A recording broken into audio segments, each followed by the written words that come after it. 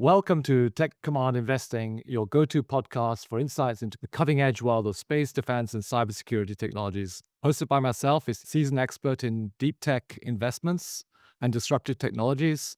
In this episode, we delve into the world of neuromorphic computing and the strategic importance to both military and civilian contexts, while drawing on Jonathon's experience with Optera, a startup in this space, pushing the edge of the envelope in terms of development. I think that covers nicely what you're doing at Optera, right? You're at the edge of or the cutting edge of new technology in this area. Well, if as they say, you better in this game, it's good to be first sometimes, as long as you're not too far ahead. Yeah, exactly. So, coming to that point, why now, or which tipping point has been reached for neuromorphic computing?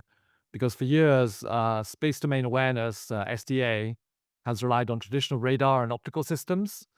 But the sheer scale of the object in space, in orbit, combined with the increasing militarization of space, means that we need to approach this in a different way and enter neuromorphic computing, which is where you are, Jonathan, and a technology that I think I'm right says it mimics how the brain processes information, offering real-time intelligence with dramatically lower power and bandwidth requirements. So yeah, I hope that gives you a quick intro into this area. So Jonathan, why is it now? Why is the right time now for neuromorphic computing to move from the research labs into real-world commercial and military applications? What breakthroughs have you made to make it viable today?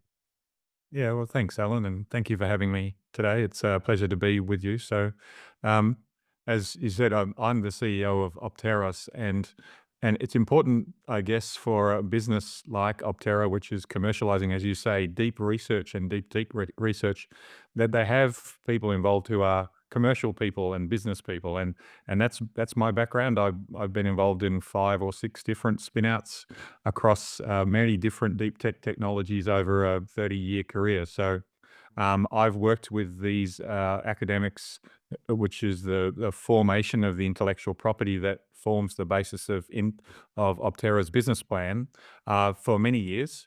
And what we've been looking at, and this is kind of philosophical to the way we brought it to market, is you've correctly identified there is a series of exponential and serious problems growing in the orbital environment that have been enabled uh, by a number of different factors. One of them, you can't talk about space today without talking about SpaceX and the dramatic impact it's having on the access to space for anyone and everyone who wants to get up there. So what we're seeing in the space environment right now is a combination of what they call congested and contested. And congestion is one of the driving factors for the need to put as much intelligence as you can on your assets or around your assets while they're in orbit. And that's where neuromorphic computing and neuromorphic sensing starts to really shine, because what we're doing is, and the sort of basis of neuromorphic, which is a big word, but essentially means we are looking at the way that nature solves these types of problems, and what messages do we send from our senses, like our eyes or our ears, to the brain, and how does the brain process that? And the critical thing is, if just as a by way of a simple example that gives us inspiration for as neuromorphic engineers, if you look at a dragonfly that's sitting in an environment on a pond in a pond down the road, essentially that animal is sitting there surveilling almost a 360-degree environment and Mm. predict and working out where mosquitoes are and where they're going to be, and then launching itself into three-dimensional space and having a 95% success rate in intercepting those erratic flying objects of mosquitoes.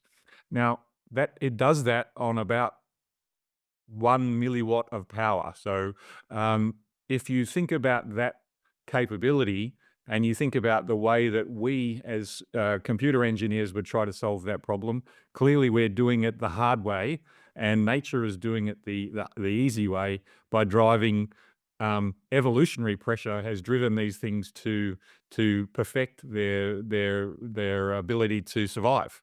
And that's really what neuromorphic engineers do. They go to the biological inspiration. They find these systems in biology that work exquisitely well because they have to, and then we try to build systems that go close to that performance. Now, we're not building things that are they're not biological systems. We're just using the inspiration of low power, low data, change detection as a way to get closer to that performance. Because, as you say, and if you look at any graph of the space environment today, we're going from, what is it, 10,000 satellites in orbit today to somewhere in the region of 100 to 150,000, depending on whose graph you look at, over the next 5 to 10 years.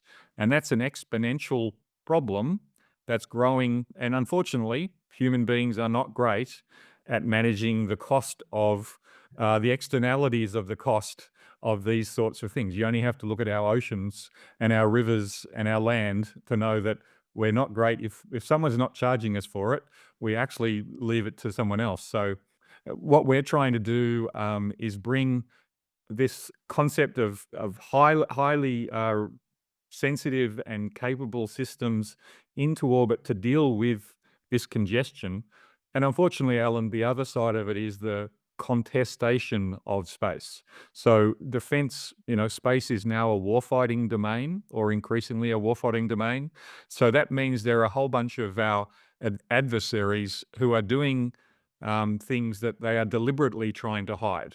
As you can see on the screen, the first figure I've put up there is a graph depicting the amount of objects in orbit. This is reported by the European Space Agency every year, and a link to that report or that graphic will be available to you if you're listening in audio mode in the description of today's podcast. So you've got people deliberately hiding what they're doing in ways that make it more difficult to understand what's going on. So it doesn't take a great deal of forethought to see, well, there's probably going to be a series of accidents, and fairly catastrophic accidents that occur in the space domain. And we've already had a number of those, and we might talk about a couple of those examples later on. But that's the reason why neuromorphic engineering and neuromorphic principles are coming to the fore and trying to look at solving these sorts of problems that are wicked, difficult, challenging, and getting exponentially larger every day. Mm. Okay, well, coming back to that point that you mentioned, that there's been a few catastrophes already in space. There was one in 2021 where astronauts aboard the International Space Station were forced to take cover when a Russian anti-satellite missile test created thousands of pieces of debris, and it, of course, obviously threatened their safety. And as you say, this was a stark reminder of just how fragile space operations can be and how little visibility we have in real time of what's happening up there. And with satellites now being used for everything from military operations to financial transactions, they've now become critically important for real time, high precision awareness of what's happening in space. And I think that's where Optera comes in. And how does Optera or Optera's neuromorphic technology change the game in this respect? Yes, yeah. I mean, it's a good question. There's a couple of different dynamics to this, and I'll just step people through it clearly. And it gets a little bit techy, but I think I'll try to explain where we differ from traditional technologies. So one of the elements that is critical to understand is, and it's very obvious when you think about it, is if I put something on orbit.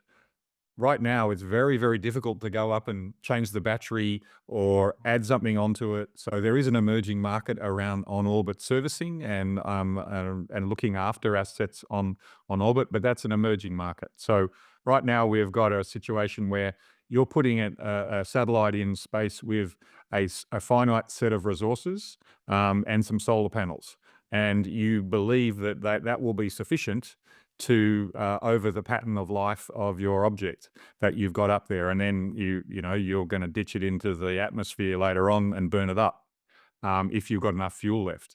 But just some startling statistics that come out every 6 or 9 months is the Starlink, again, going back to Starlink and their constellation that they're building, they report that a a Starlink satellite was doing about 14 or 15 maneuvers every 3 or 4 months to avoid potential collisions. They now think that's going to go to 1,000 potential maneuvers. If you're listening in audio mode, you'll see a link to the numbers of current Starlink maneuvers and projected. They're projected to go out for the next 5 or 6 years.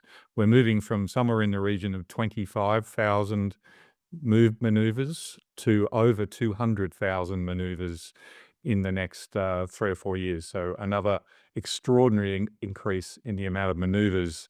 So now you've got an object moving. What if they zig and you zag? Mm. How's this all going to be coordinated? So it's all very well within a Starlink constellation that's talking to itself, but if you've got other people who are deliberately trying to obstruct you or not part of your network, how do you manage that very high speed, three-dimensional space? And remember, satellites are going at 28,000 kilometers an hour, so things are happening very quickly. So one of the things that we've brought to the space environment, and we are one of the only people, or the only people with neuromorphic cameras in space, is the idea of event-based systems. Event-based cameras work entirely differently from traditional frame-based systems, and they have many advantages. If you access the link below, you'll find a graphic that depicts the ultimate difference between event-based systems and frame-based systems. And event-based cameras or event-based systems don't tape frames, don't sort of slice up the environment in a predictable way, like you think about your movie camera that takes 30 frames a second, which is designed to trick your eye into thinking they're looking at a moving object because you can't perceive things faster than that. But in space, if you're taking 30 frames a second of the star field, well, the star field's not changing, so you're actually taking lots and lots of pictures of dark sky with a star field that was the same on the previous Mm, slide. So what exactly, we yeah. bring is through event-based system is we only detect the changes, and the changes are changes in contrast. So we work exactly like your eye. Your eye doesn't work like a camera. It actually looks at an environment and determines what's relevant to pass on to the brain. And we would talk, and this is as much as a mindset issue as anything else. Our one of our potential customers we were talking to the other day said, "Well, traditionally we've kept everything, every photo we've ever taken in space, we've kept all of them, and there's no reason that they've done that. That's what the engineers told them to do. So they've got terabytes and terabytes and terabytes over 20 years of all this information. Whereas the human brain and decision making happens much faster than that. With our eyes and with these event-based cameras, we generate saliency. So we generate what's different and what's relevant to what you're trying to do, and pass that information back to your brain or the neuromorphic computer in this case. So that does a couple of things. It means that the data rate is very, very low in space because, again, we're only looking at dark sky and stars. And then we're only picking up the small changes that are happening in those objects or in satellites that we're looking at. So that allows us to drastically reduce the amount of data we're producing. It also means if we're not generating any changes, we're not using any power. So again, a very efficient way to gather relevant information for the task. And I guess that's the other part that neuromorphic engineering brings is don't gather data for don't gather data that you don't need to make a decision. Make sure you're gathering the relevant information, get it to the processing system really fast, and allow your algorithms to then do the intelligent assessment of whether that's normal behavior or, in our case, is it an elephant, and should I therefore take a lot of notice and run away? That's the kind of thing that we're doing, looking at how do we get the relevant information to the operator to make a decision very fast because they're dealing with low data, and in an intelligent way, because we've used the intelligence on in the processing in our algorithms to determine whether it's important for our mission or not. And that's why the neuromorphic solutions are so powerful in these very harsh environments like space, particularly in low Earth orbit, where we've said, there's going to be hundreds of thousands of objects flying around, but equally in the contested environments of geo and beyond to cislunar, where we have ambition to help with those problems around the moon and around other bodies as we grow. So there's a big push and it always has been, and as you would know, Alan, from the space environment, is always concerned with the size, weight, and power of objects that go in orbit. So what neuromorphic solutions deliver is in exceptional performance against those traditional parameters of I want to do something. I want to know if someone's approaching me. I want to know if that object is where it should be and when it should be there. But we do that very efficiently and very effectively, which might extend the life of your asset because you don't have to spend so much power or use so much data on your on your object on orbit, or it might give you a whole lot more information than you were traditionally getting out of your other senses. And so it provides a sort of a step change in opportunity to think about how you might deploy your senses and use them in different way. And I suppose that's my final point there, that neuromorphic computing, as you say, has been around, or neuromorphic systems has been around for a while, but many people have approached it in a traditional way. And we are neuromorphic engineers from the ground up, so we approach these problems in a very different way, and or I can sort of bring more to life about that a bit later.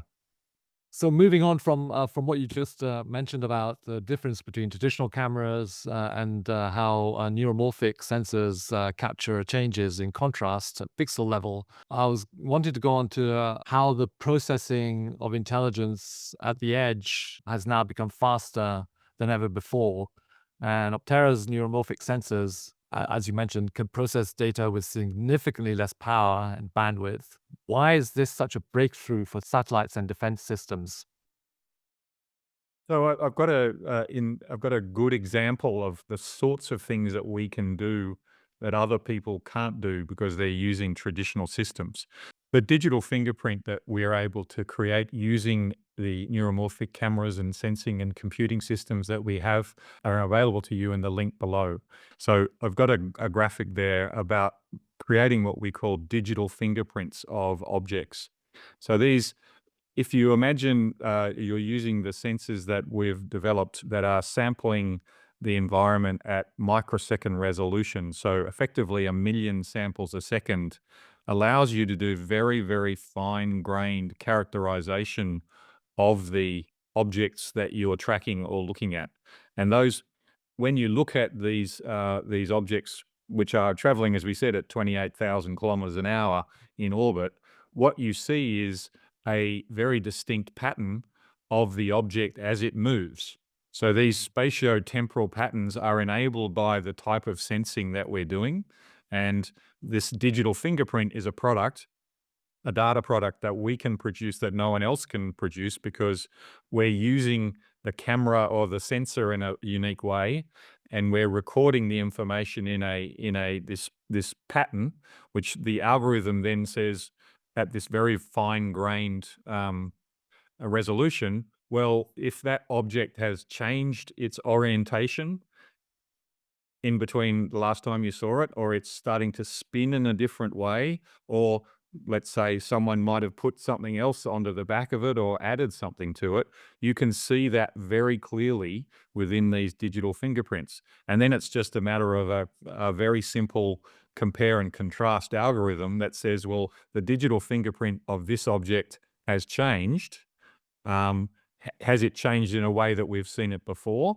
Or has it changed in a way that we've never seen before? And therefore, we're building up this bank of intelligence about these objects and how they behave. Not photos of them, but how they behave. And that's a key difference and a key driver for why our customers are really interested in what we're doing. We're delivering a different type of data in a different way, But going back to the fundamentals, it's also very lightweight and very fast because it's low data.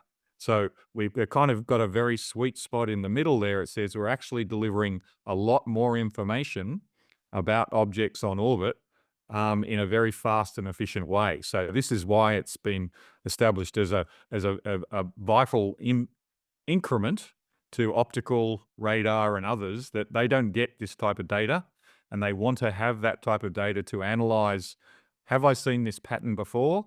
Am I seeing new patterns, or has something changed in the environment, and therefore I need to know about it and make a decision? And that's more particularly in the defense space than the commercial space, because commercial is more, am I going to run into it, or is it going to miss me? But this characterization capability, or this digital fingerprint, is a unique product that we've developed and promoted to our potential customers. So it's a very exciting area of development for us. And then moving on from that, and you talk about this fundamental shift, and there's another fundamental shift from star trackers to neuromorphic sensors, which enables basically the real-time space safety. And an example of this is in 2009, a commercial Iridium satellite collided with a defunct Russian Cosmos satellite, creating over 2,000 pieces of debris, some of which are still around today. So and posing risks to spacecraft today. Yeah. So one of the biggest challenges in space domain awareness is that traditional star trackers require significant power and bandwidth, making them difficult to use and continuously for real-time collision avoidance. Now, as you mentioned, Optera's neuromorphic sensors claim to solve this. Can you explain how your technology would have changed the outcome of an event like the Iridium satellite, and why Uh, this is a fundamental shift from existing star tracker systems?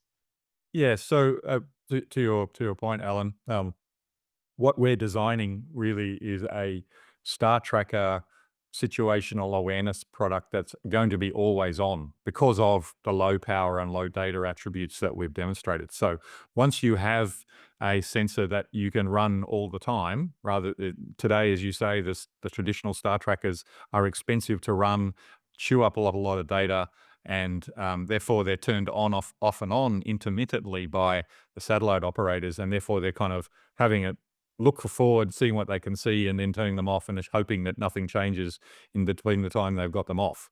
So what we're providing is an always-on system, and I guess that what it would have, in your scenario, what would have happened is that the Intelsat satellite would have seen and known about that dead rocket body or whatever it is that they ran into, and been able to make intelligent decisions about maneuvers. Because the good thing about the sort of dead satellites and dead rocket bodies that are up there, if there is a good thing, is they don't move on their own. They are in the orbit, so they are subject to orbital dynamics of the changing space weather, but they're moving in relatively predictable ways. So Mm. the assessment of where we were going to, or where your satellite was going to be versus an object it might hit, if you've got an always-on sensor that's peripherally aware of what's going on and using it for precise navigation, then you can make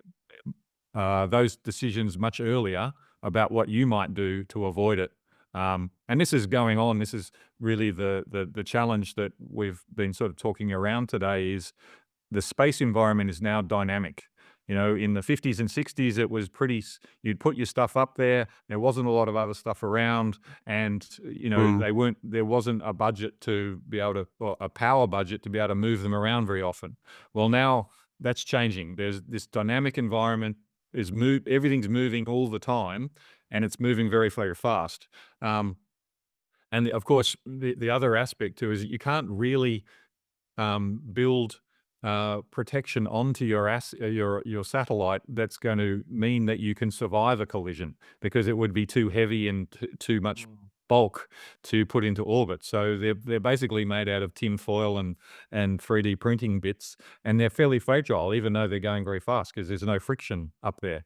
So Mhm. you can sort of do a little bit to improve your survivability by by sort of better structure. But at the end of the day, it is going incredibly fast, and it is this dynamic environment where you need to be able to react in real time or faster than that using onboard processing, not I see something coming. I'm going to send it down to the ground to Alan and he's going to make a decision and we're going to send it up again.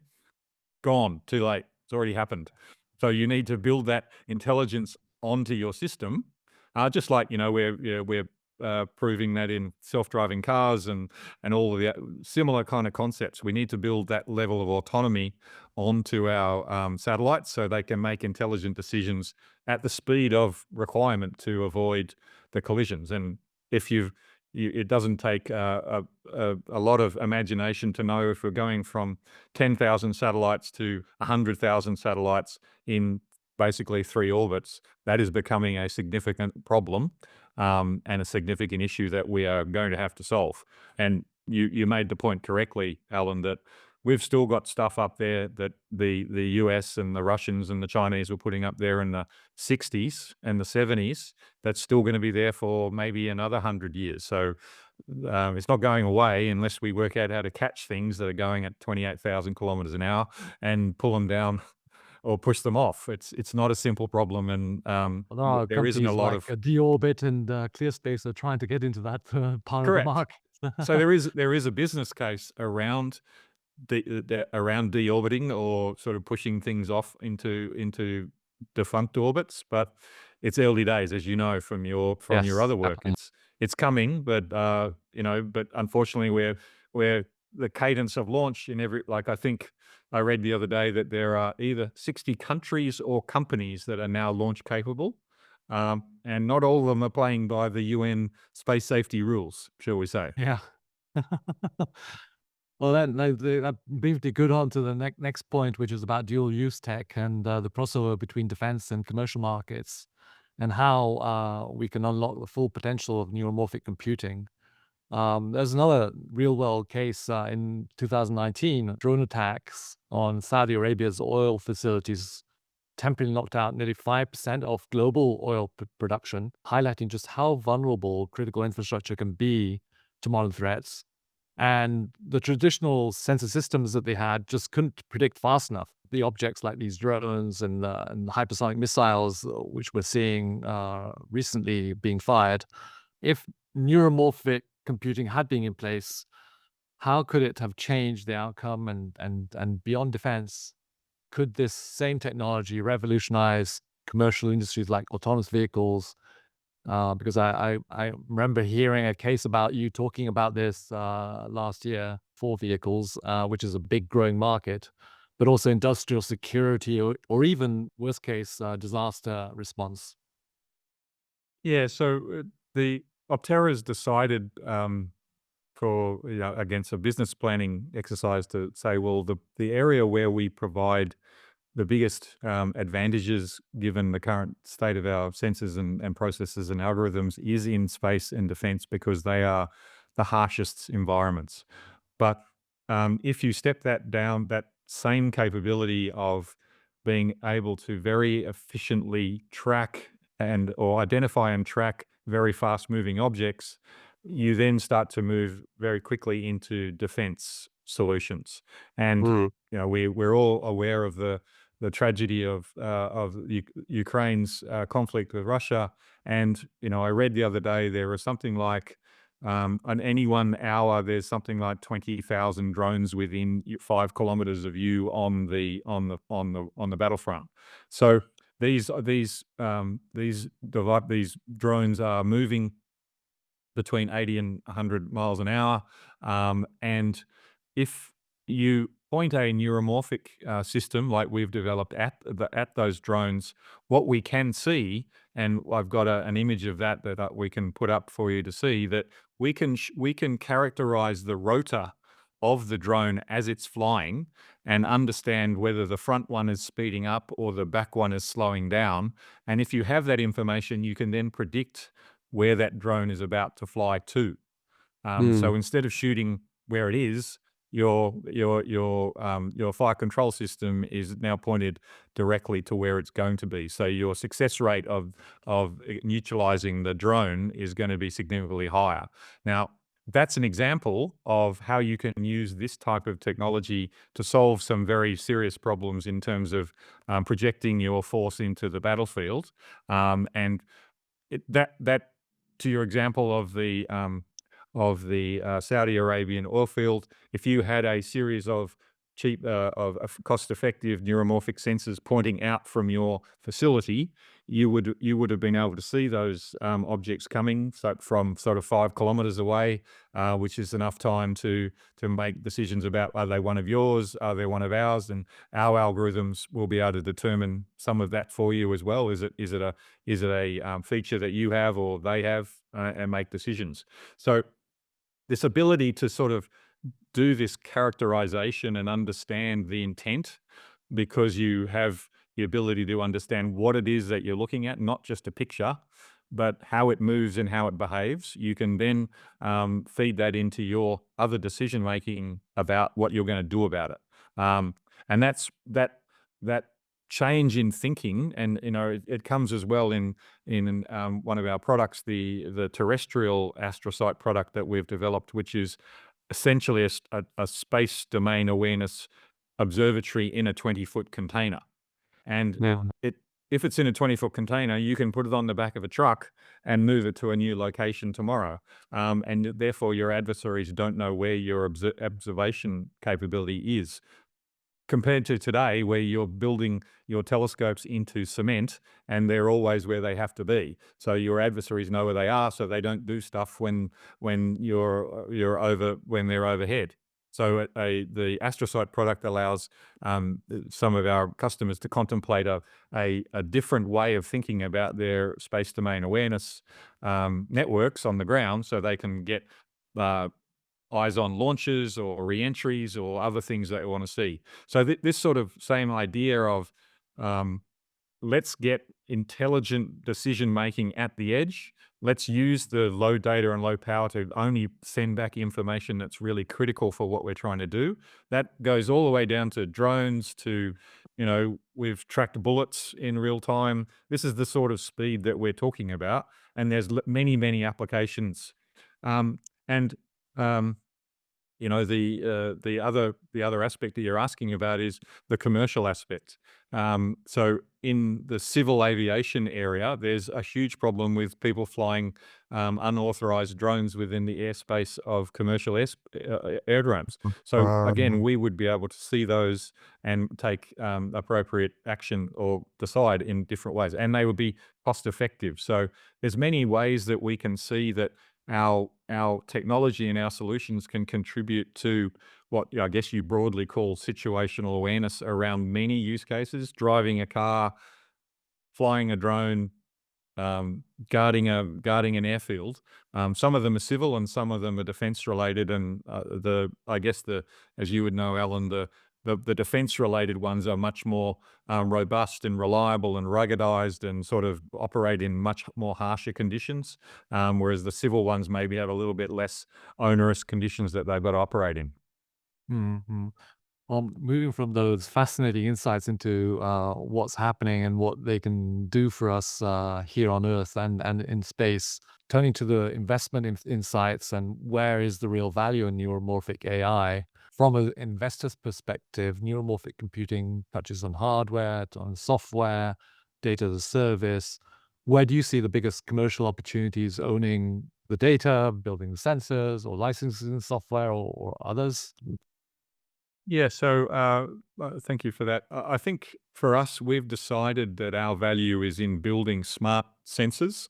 So different detectors at the front. So we'll be looking at infrared, we'll be looking at different spectra for the different detectors that we might use, using the same principles of single pixel returns and event-based sensing, but different modalities, if you like. And then we'll have the intelligence of the reading the data processing and doing the algorithms embedded into that sensor. So we call them smart sensors. As you say, there is an emerging and a reasonable business around in data as a service, where you collect data on objects on orbit or from space, and you sell that data to government and commercial customers. Um, we think that's a good business as well, but it's for us, that's a business that we're entering into to create the awareness and understanding of the different type of data that we have, and making sure that the customers value it. But it's really in the service of selling and the value proposition for the sensors and the smarts that we create. So we see ourselves, and our business decision is that we're creating smart sensors to augment the situational awareness. So we'll be a fabless semiconductor design company and an algorithm development company that goes to market in all of the initially space and defense, but as we've established those markets, we'll move into the potentially other markets like drones and mobile phones or cars or whatever it is that where you need these sorts of attributes as well. Yeah, yeah. And then that comes leads nicely into another question about competitive landscape and why others have failed. I've heard that big US defense primes have attempted neuromorphic sensing but struggled to commercialize it. Why is it such a hard problem to solve, and what gives you an edge? Yeah, it's something I reflect on a lot because you know and it's really in the design of the solution that we've come up with. So, um, when I've gone to market with other solutions before, I've always tried to fully understand the problem. But then our solution, the reason we're unique and the reason that we've been successful is that we are neuroscientists, biology guys, computer engineers. We're bringing a collective intelligence from orthogonal different angles to solve this problem.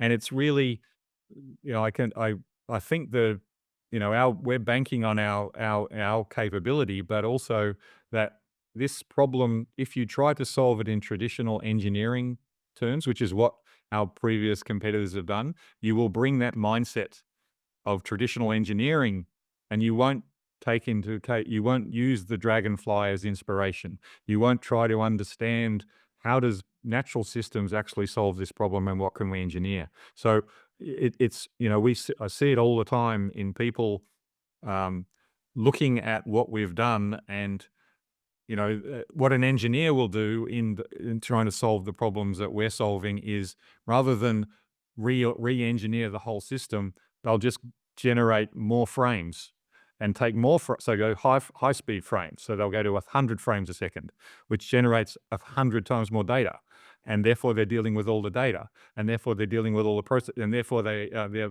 hitting their power budget. So you can see, once you don't move away from your traditional mechanisms, you just exponentially increase the problems further down. Whereas what we've done is completely re-engineer the stack Mm. from the ground, from the detector backwards, and that's only because of our sort of collective and kind of multidisciplinary approach to solving the problem. And I've seen quite a few other startups that are trying that, or not actually not that many, but very, very few actually try to mimic what biology has taught us in terms of awareness around them, or even trying to fly like a dragonfly. Yeah. Yeah, I mean, um, it's again, at the back end of what we produce is as I was saying before, is a pattern of activity in a scene. So if you're used to doing image processing, what essentially you're doing is you're taking the 1,000 frames and then trying to collapse them down into changes. Well, we get that for free off the sensor straight um, away. We already get the changes, and so we're already a step change ahead of them in terms of speed and capability. So it is really around that multidisciplinary approach and that sort of different mindset as to how you solve these problems that has enabled us to file a bunch of patents. And you made the point earlier that neuromorphic engineering's been around for a long time. We mm. were able to build a fairly good patent portfolio and freedom to operate, even though we've only done that in the last 5 years, because people really haven't understood how to use these sensors intelligently, and therefore the methods and capabilities that we have are patentable. And we've Mm, certainly, the yeah. characterization of space objects I was talking about before, the digital fingerprint, that's patented. How you track, how you use these sensors is also patented by us. So we believe we have a good monopoly position, and a strong portfolio, and a good portfolio to make sure that we can make a good business as we bring this stuff to market, which is, obviously what we're interested to do. Yeah, and then moving on from that, the business of space data, and you've said you're a fabulous operator in that space. What's the path to scale? You've worked with the UK Command and Defence Primes. What's the most exciting commercial milestone you've seen coming? Yeah, so as you alluded to, we did run a trial for our neuromorphic terrestrial space domain awareness product, the Astrocyte, last year with UK Space Command. That has led to the next phase. So we're about to enter into another round of what they call a demonstrator, which will then lead to hopefully, a full scale rollout of that product. So that means that so significant milestone for us coming up is the conclusion of the contract with UK Space Command for the next phase, and then the other, we've got a new sensor flying onto the ISS in a couple of months' time, and so again we'll be the only operator of a high definition sensor on orbit, and so those two significant commercial and sort of technical milestones are very short term for us. They'll be happening in the next quarter or two, depending on their decision making, not ours. So we're very excited about that because, again, we'll be leading the world of having the newest type of sensor on orbit, gathering those insights for the type of the customers that we've developed, and also we'll be, selling to a very high credentialed reference customer in UK Space Command, which will, validate a lot of what we've been doing, because that opens up the Five Eyes community to us, in terms of space and defence. Just going through to the last couple of questions, what do investors get wrong about neuromorphic AI? I mean, neuromorphic AI has been out for research for decades, but it's still underfunded compared to mainstream AI. What do investors misunderstand about this space, and what should they be watching? Well, I think, we have, there's a number of pressures that are making that maybe weren't so apparent in the early days of neuromorphic computing. It looked like kind of a researchy thing that was interesting, but maybe didn't have an application. So we're one of the first people to bring to market some really demonstrable step change in capability that has that. So I think the investors were thinking, well, this is an interesting thing, but I don't really know where does it actually have a real world impact, and that we've certainly done that, and done that very clearly. The other thing, of course, is, we have all been the benefit of the increasing, although sort of efficiency, but the slowdown in the impact of Moore's law.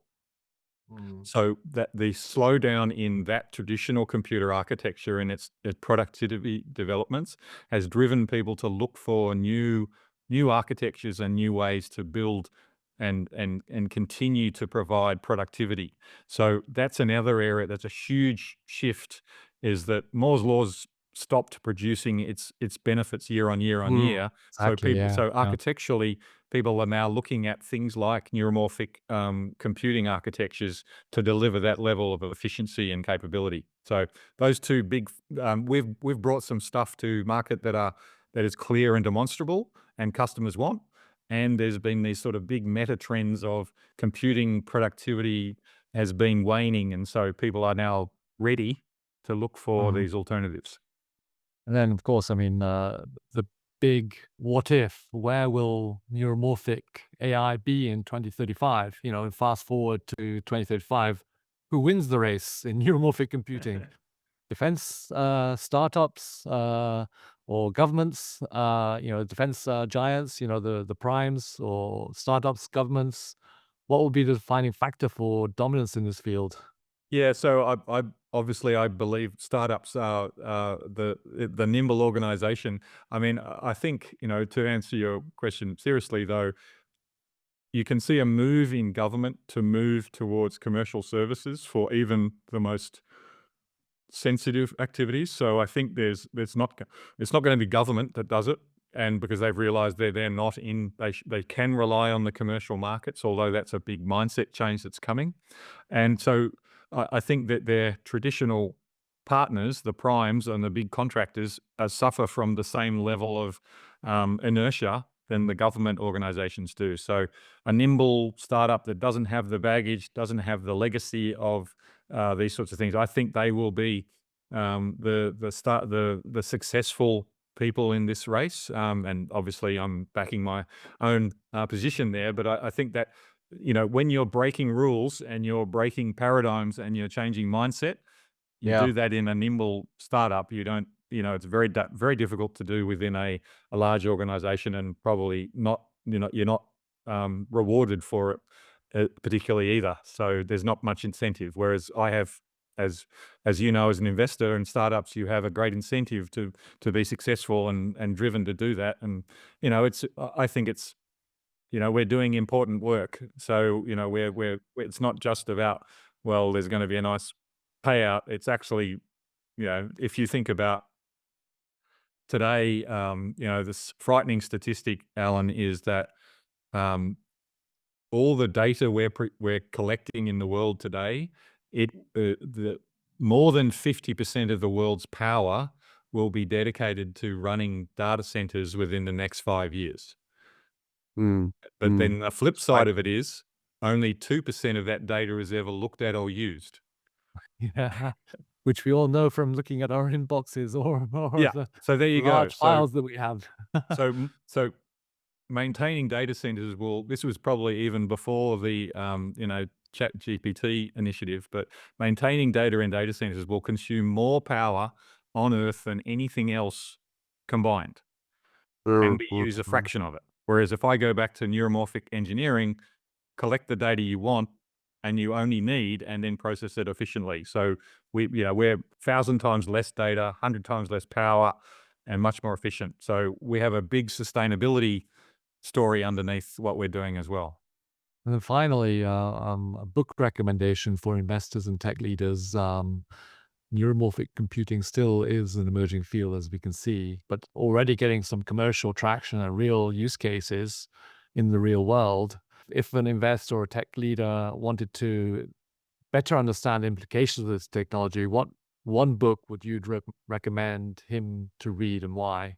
Yeah, I mean, I think you can already tell from our discussion today that it is somewhat embedded in the technology.